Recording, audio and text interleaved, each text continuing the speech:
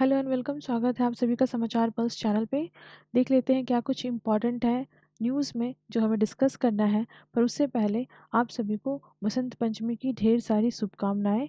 And देखते हैं यहाँ पे जो पहली न्यूज़ है हमारी, वो है किसान आंदोलन से संबंधित। जी हाँ, किसान जो है हमारे वो आंदोलन पे हैं। ये उनके आंदोलन का 2.0 है, क्योंकि इससे पहले किसान आंदोलन जो है स्टार्ट हुआ था 2020 में।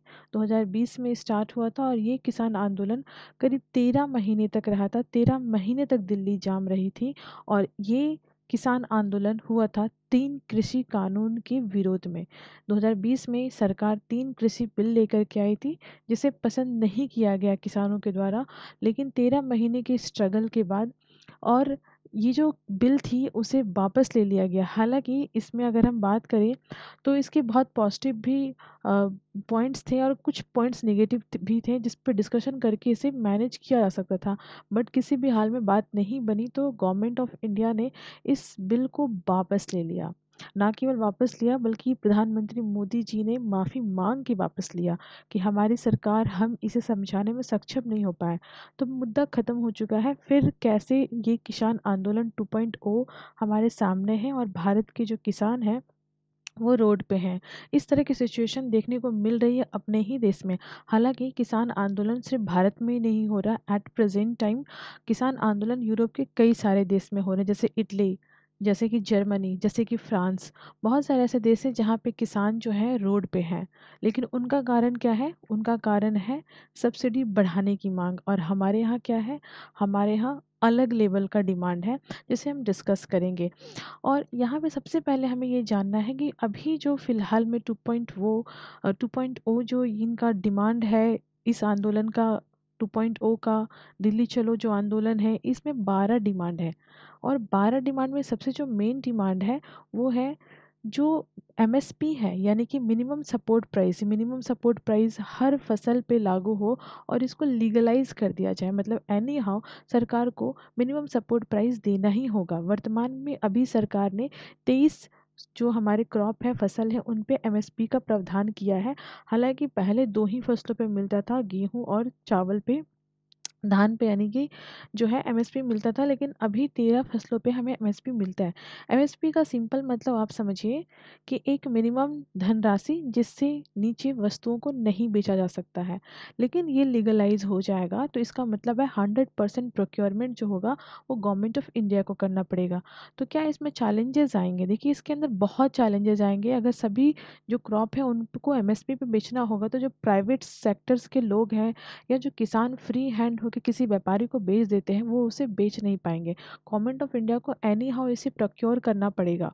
प्रोक्योरमेंट से सबसे बड़ी बात यह है कि उसको वो मैनेज कहाँ करेंगे, क्योंकि हमारे पास इंफ्रास्ट्रक्चर नहीं है। रिसेंटली 2018 में महाराष्ट्र ने ऐसा ही काम किया था। उन्होंने सारे जो खेत की जो फसल थे उनको किसानों से डायरेक्टली परचेज किया। बट देखने को मिला कि कुछ ऐसे किसान थे जिन्होंने प्राइवेट वेंडर्स को अपनी जो है फसल बेची। और जो प्राइवेट लोग थे, जो व्यापारी थे, जो ट्रेडर्स थे, जिन्होंने इसको खरीदा, उन्हें जुर्माना का सामना करना पड़ा। और यहाँ पे एक बिग चैलेंज आएगा, वो होगा कि आप कैसे ट्रैक कर पाएंगे कि कौन सा जो आदमी है वो फसल को बेच रहा है या कौन सा आदमी खरीद रहा है ना। दूसरा सिस्टम आता है इंफ्रास्ट्रक्चर का। चूंकि हम खरीद तो लेंगे लेकिन हम उसे मैनेज नहीं कर पाएंगे, वो अनाज सड़ जाएगा, तो एक बहुत बड़ा लॉस हो जाएगा। राइट? तो ये एक बहुत बड़ी चैलेंज है हमारे सामने। मतलब इस पर डिस्कशन करके कुछ अल्टरनेटिव्स ढूंढा जा सकता है। हालांकि ये एकदम से ऐसा नहीं है कि इसे माना ही नहीं जा सकता, लेकिन इसके लिए हमें पहले से तैयारी करनी पड़ेगी। आनन फानन में हम कोई काम नहीं कर सकते। इसके लिए हमें पहले से ही वर्कआउट करना पड़ेगा। धीरे धीरे ये काम हो सकता है संभव। लेकिन ये भी देखना होगा कि ये किसानों के हित में है, देश के हित में, क्योंकि देश का हित किसान के हित से अलग नहीं है। राइट ना। दूसरी जो डिमांड है किसानों की वो है पेंशन स्कीम की। तो पेंशन स्कीम, इसमें कहा जा रहा है कि जो 60 साल के ऊपर के लोग हैं, जो किसान हैं, उनको 10,000 का मंथली पेंशन दिया जाए। मैं इससे अलग नहीं हूँ, मैं इससे डिनाई नहीं करती हूँ। ये प्रावधान होना चाहिए। इसमें और ज़्यादा क्लैरिफिकेशन होना चाहिए कि किन किसानों को मिलनी चाहिए। भूमिहीन किसानों को मिलनी चाहिए, गरीब किसानों को मिलनी चाहिए, या बड़े बड़े किसानों को जो कनाडा और जो है यूके घूमने जाते हो, या उनको मिलना चाहिए? तो यहाँ पे देखने वाली बात होगी, जो हमारे मंझले किसान हैं, छोटे किसान हैं, क्या क्लासिफिकेशन होगा ये देखना चाहिए। और ऑब्वियस सी बात है, ये जो डिमांड है इसे माननी चाहिए सरकार को, इस पर डिस्कशन करना चाहिए। आप सारे पॉइंट समझते जाइएगा, इसके बाद आप ये खुद नोटिस कर पाएंगे कि क्या ये इतनी बड़ी डिमांड है जिसके लिए इतना हू एंड क्राई किया जा रहा है ना। जो थर्ड पॉइंट है, जितने भी केसेस हैं, राइट, 2020-21 में जो किसान आंदोलन हुआ था, किसान प्रोटेस्ट जो हुआ था, उसमें जो भी किसान आंदोलन के तहत जो केस दर्ज किया गया था, उनको रिमूव करने की बात है। ये भी इतना बड़ा इशू नहीं है, लेकिन चूंकि ये कंट्री को थ्रेट था, राइट, इसलिए किसानों का जो आंदोलन था वो अलग लेवल पे चला गया था। ये आंदोलन किसान आंदोलन से रह करके एंटी नेशन बन चुका था, तो उसके कारण बहुत सारे केसेस दर्ज हुए थे ना। यहाँ पे हम देखेंगे, जो कर्ज है किसानों का, उसे माफ़ करने की बात की जा रही है। कम्युनिटी लेवल पे, नेशन लेवल पे इसे माफ़ करना है किसानों का कर्ज। एंड जो इलेक्ट्रिसिटी अमेंडमेंट बिल 2023 का है, इसे जो है हटा लेना है, रिपील कर लेना है। हालांकि इलेक्ट्रिसिटी वाला इशू आने वाले 2-3 साल में भारत के लिए कोई बड़ा मुद्दा नहीं रह जाएगा, जिस तरीके से गवर्नमेंट काम कर रही है। 9 किसानों का कर्जा माफ़, तो हमारे यहाँ मतलब ये तो चुनावी जुमला भी होता है कि हम आएंगे तो किसानों का कर्जा माफ़ कर देंगे। तो ये भी कोई ऐसा बड़ा मुद्दा नहीं दिखाई दे रहा जिसके कारण इस मैसिव स्केल का जाम लगाया जा सके। नाउ हम यहाँ पे देखेंगे, जो लैंड एक्विजिशन बिल 2013 है, उसके तहत ही किसानों की ज़मीन को एक्वायर करे सरकार, ये किसानों का डिमांड है। डिस्कशन का विषय है, निगोशिएट किया जा सकता है गवर्नमेंट के साथ। नाउ यहाँ पे हम देखेंगे, लखीमपुर खीरी मामले में जो इनजस्टिस हुआ था, उसमें जितने भी दोषी थे उनको जो है पकड़ा जाए, जो है जस्टिस इंश्योर किया जाए। तो डेफिनेटली अगर कोई दोषी है तो उसे पकड़ा ही जाना चाहिए। क्राइम कहीं भी हो, क्राइम कहीं से भी एक्सेप्टेबल नहीं है। नाउ हम बात करेंगे, नेक्स्ट जो है पॉइंट वो है कि जो भी किसान की डेथ हुई थी ड्यूरिंग फार्मर फॉरेस्ट, जो प्रोटेस्ट हुआ था उस टाइम पे, उनके लोगों को नौकरी, घर में लोगों को नौकरी और पेनाल्टी 5 लाख रुपए जो है मतलब जो 5 लाख रुपए हैं उनको सरकार दे एज अ मुआवजा, और उनके घर के लोगों को नौकरी दे जिनकी घर में डेथ हुई है, किसानों की डेथ हुई है किसान आंदोलन के समय पे। नाउ जो मनरेगा है, मनरेगा के तहत ही किसानों को ऐड किया जाए, तो ये मैं कह सकती हूँ कि अच्छा आइडिया भी हो सकता है उन किसानों के लिए जिनकी इनकम अच्छी नहीं है, या फसल बर्बाद हो जाते हैं, या किसी तरह का जो नेचुरल कैलामिटीज़ के कारण किसानों को लॉस होता है। तो उससे उसमें ये चीज़ की जा सकती है, ये करने वाली डुएबल है, नॉन डुएबल नहीं है। तो इसमें 700 रुपये जो है उन्हें पर डे की हाजिरी मिलेगी, वेज मिलेगा, और ये 200 दिन की सरकार गारंटी ले, क्योंकि अभी मनरेगा के तहत 100 दिन की गारंटी मिलती है, और 700 रुपये नहीं बल्कि कम 243 और 300 के बीच का रहता है। अलग अलग स्टेट में थोड़ा वेरिएशंस होता है, और कोविड के टाइम पे भी रेट अलग किया गया था। तो मनरेगा के तहत 700 एक बड़ा अमाउंट होता है 700 के तहत, बट आज की महंगाई के दौर में बहुत इसे हाइक पे नहीं देखा जा सकता, तो ये डुएबल है। तो ये जो पॉइंट है इस पे बात की जा सकती है, और ये एक्सेप्टेबल भी हो सकता है, ऐसा नहीं है। और भी चीज़ें की जा सकती हैं इसके साथ साथ, समय आएगा धीरे धीरे चीज़ें हमारे यहाँ इम्प्लीमेंट होंगी ना। यहाँ पे जो फर्टिलाइजर्स है या जो पेस्टिसाइड्स है, या किसी भी तरह का जो सीड के लिए, जो सीड को अच्छा बनाए रखने के लिए जो भी केमिकल्स यूज़ होते हैं, उनकी क्वालिटी अच्छी और इन्हांस करने की बात की जा रही है, जो प्रैक्टिसेस में यूज होती है। और जो कंपनियां इस चीज़ को नहीं मानती हैं या इसको नहीं कॉम्प्लाई करती हैं, आई मीन टू से, कि जो स्टैंडर्डाइज्ड जो केमिकल होते हैं या जो ड्रग होते हैं, जो एग्रीकल्चर प्रैक्टिस में यूज़ होते हैं, अगर उनकी क्वालिटी के साथ साथ कॉम्प्रोमाइज़ किया जाता है तो उनको पेनाल्टी मिलनी चाहिए। तो that is a good good idea, इसे तो फॉलो करना ही चाहिए ना। यहाँ पे हम देखेंगे, सेटअप किया जाए national commission, this very specific thing, जो कि डिमांड है, नेशनल कमीशन किया जाए। किस चीज़ के लिए? चिली यानी कि मिर्ची के लिए, टर्मरिक की खेती के लिए यानी हल्दी की खेती के लिए, और जो भी एरोमेटिक क्रॉप्स होते हैं यानी जो सुगंधित फसल होते हैं, उनकी खेती को प्रमोट करें, उन्हें बढ़ावा दें, और उसके लिए कमीशन बनाया जाए। तो मुझे लगता है कि ये भी अपने आप में एक बहुत ही इनोवेटिव आइडिया है, और इसमें काम करके अच्छा ग्रोथ किया जा सकता है। तो ये डुएबल है, नॉन डुएबल नहीं है। और यहाँ जो पॉइंट आती है, that is import duty agriculture से हटा दिया जाए। अब यहाँ पे भारत के संबंध बाहर से, जो एक्सपोर्ट हम करते हैं, इंपोर्ट हम जो करते हैं, यहाँ पे उस पॉइंट को फ्लक्चुएट किया जा रहा है। इसका डायरेक्ट संबंध डब्ल्यूटीओ से निकल के आता है। तो ये सारे जो पॉइंट्स हमने डिस्कस किए हैं, 12 के पॉइंट, इसमें बहुत सारे ऐसे पॉइंट हैं जो बात करके किया जा सकता है, डिमांड पूरी कराई जा सकती है। लेकिन उसके लिए इस तरह का मैसिव स्केल का जाम लगाना बहुत ही कॉम्प्लिकेटेड है। नाउ इसमें जो बात की जा रही है, अभी हमारे जो एमएस स्वामीनाथन है, उनको अभी पोस्टमार्क जो है भारत रत्न अवार्ड से सम्मानित किया गया। तो उनका जो फॉर्मूला था किसानों की आय को दुगनी करने का, किस तरीके से उनको जो है कंपनसेशन देना है, एमएसपी क्या होना चाहिए, उनके फॉर्मूला को यूज़ किया जाए। तो देखो, गवर्नमेंट इस पे काम कर रही है और गवर्नमेंट का ये कहना है कि ये एक बार में नहीं होगा, क्योंकि जब किसान आंदोलन चल रहा था तभी इस पे बात हुई और इसी के तहत बहुत सारे रिफॉर्म भी हुए और एमएसपी जो है 23 फसलों में जो है बढ़ाया गया। लेकिन हमारी भी कुछ मजबूरियां हैं। क्या मजबूरियां हैं? बिकॉज हम डब्ल्यूटीओ के मेंबर हैं।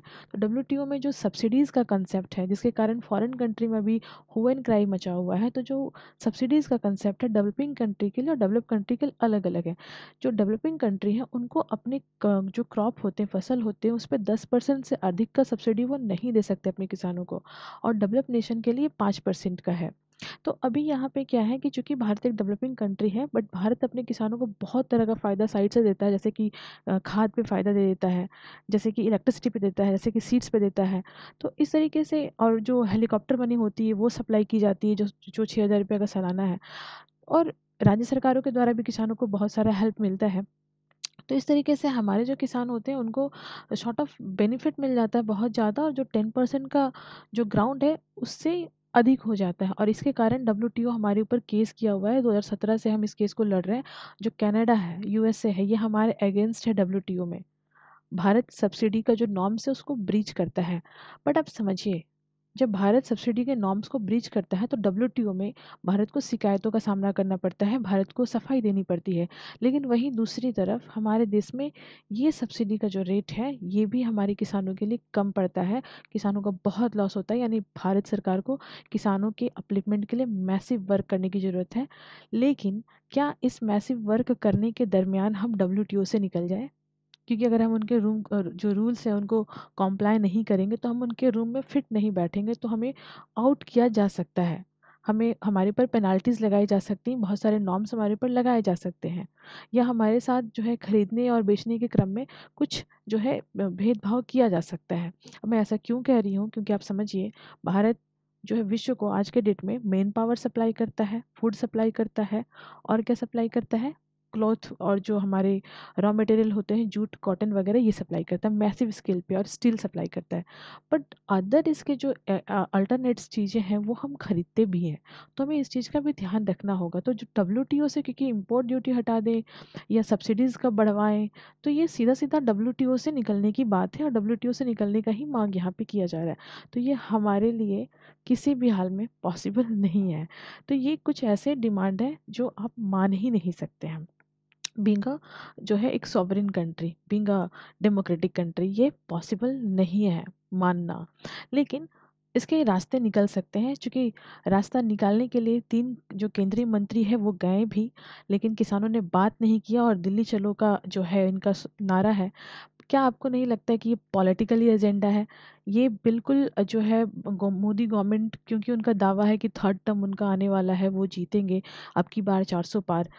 लेकिन आप समझिए कि विपक्ष के पास अब कोई मुद्दा नहीं है, इसलिए अब किसानों को सामने लाया जा रहा है। बिकॉज़ ऐसे सूरत को देख करके जो भारत की जनता है वो 2 भागों में बँट जाएगी। एक वो जिनको किसानों का ये स्थिति देख कर के वो अगेंस्ट गवर्नमेंट जाएंगे, और एक जो बैकग्राउंड को समझेंगे, जो चीज़ों को समझते हैं या जानते हैं कि किसानों को एज अ टूल यूज़ किया जा रहा है, वो डेफिनेटली अपने पोजीशन पे रहेंगे। बट समहाउ जो कुछ भी हो, ये एक जो है मुद्दा है चुनाव को देखते हुए, कि किस तरीके से विपक्ष के पास अब कोई मुद्दा नहीं है, तो वो मोदी सरकार को घेरने के लिए या चुनाव में जीतने के लिए इस तरीके के टूल का यूज़ कर रही है, जो कहीं से भी कंट्री के लिए अच्छा नहीं है। क्योंकि इसमें किसान के साथ ऑब्वियस सी बात है, जो है पुलिस अपने एक्शंस में आएगी, चाहे वो ड्रोन के साथ जो है वो आंसू बम बरसाने हो, या पुलिस लाठीचार्ज करे या बैरिकेशन करे। तो आप समझिए किस तरह का सिचुएशन हमारे देश में क्रिएट हो रहा है, जस्ट बिकॉज ऑफ पॉलिटिसाइजेशंस ऑफ दो जो फार्मर का इशू है। क्योंकि ये ऐसे इश्यूज नहीं है जो सरकार नहीं मानेगी। आप इसी इशू का मुद्दा बना करके चुनाव में डिमांड करके काम करवा सकते हैं, लेकिन जब कोई चुनाव होने में बस अनाउंसमेंट होने में बस लगभग 4 वीक हम कह सकते हैं, यानी कि अप्रॉक्सीमेटली 1 मंथ का समय है, तो हमारे यहाँ इस चीज़ को बहुत बड़ा बनाया जा रहा है और सरकार एनी हाउ चाहती है कि वो दिल्ली नहीं पहुँचे, क्योंकि अगर वो दिल्ली पहुँचेंगे तो ये मामला बहुत लंबा चल सकता है, चुनाव तक ये अनरेस्ट सिचुएशन क्रिएट हो सकता है और ये हमारे देश के हित में नहीं होगा ना। हमने पहले भी देखा है कि किस तरह से खालिस्तानी एजेंडा क्रिएट किया गया था किसान आंदोलन के टाइम में ही, और कैसे हमारे रेड फोर्ट पे चढ़ करके तिरंगे झंडे के साथ जो है इतनी ज़्यादा मतलब बर्बरता की गई। तो ये सब हमने देखा है, उसको देखते हुए ये कदम उठाना गवर्नमेंट के लिए बहुत ही उचित है, क्योंकि मैटर हरियाणा और पंजाब के बॉर्डर पे अभी फ़िलहाल है। हरियाणा गवर्नमेंट की भी अपनी एक मजबूरियां हैं, क्योंकि उनका जो लॉ एंड ऑर्डर है वो भी एक तरह से जो है चैलेंज किया जाएगा। पंजाब के किसान जब वहाँ से जाएंगे वहाँ भी अनरेस्ट का सिचुएशन पैदा होगा, तो इस तरीके से हरियाणा बॉर्डर पे रोका गया है उनको जहाँ पे सिचुएशन क्रिएट हुई है।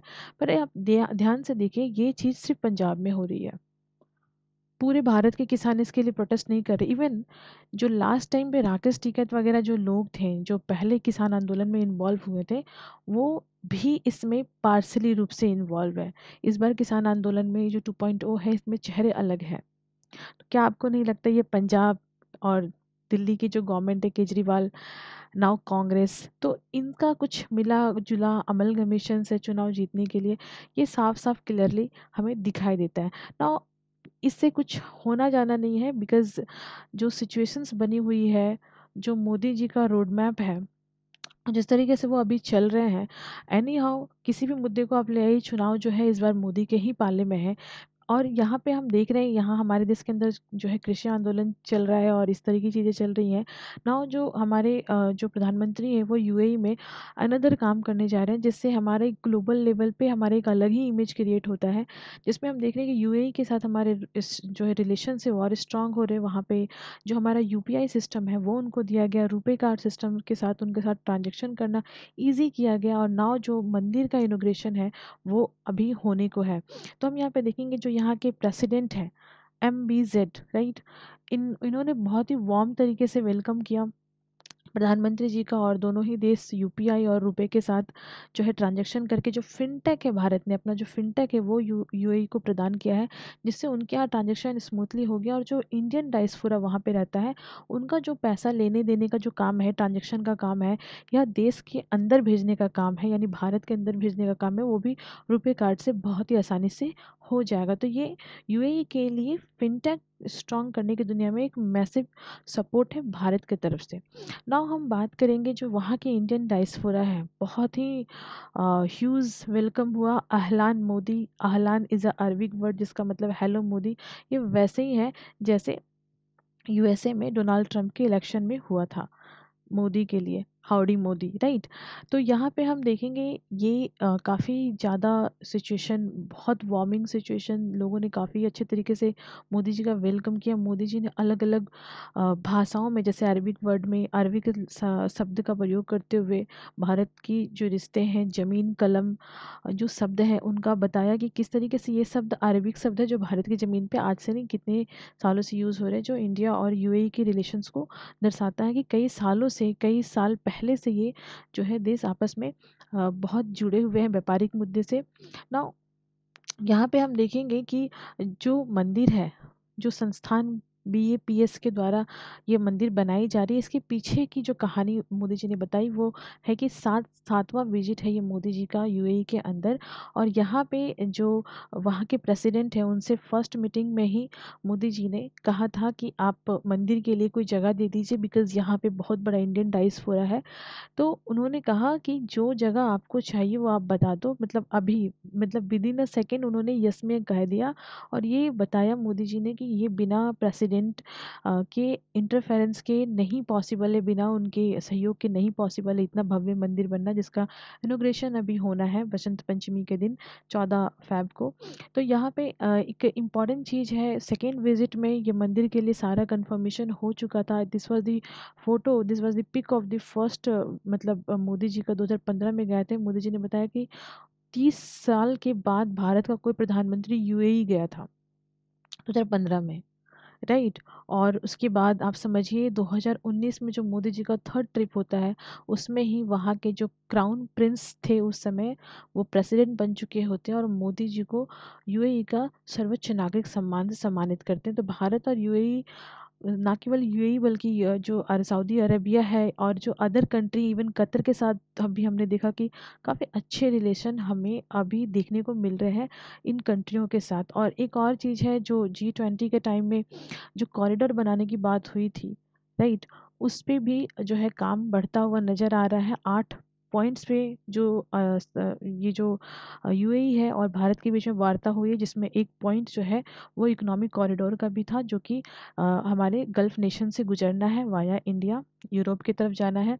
लेकिन उसमें एक अंदर सिचुएशन क्रिएट हो रहा है इसराइल की तरफ से, बिकॉज वो वॉर में है। देखना ये है कि किस तरीके से इसको निगोशिएट किया जाएगा, बिकॉज ये बिग चैलेंज होगा और ये अगर हो जाता तो ग्रेट अचीवमेंट होगा इंडिया के लिए। This is all about the आज का न्यूज़।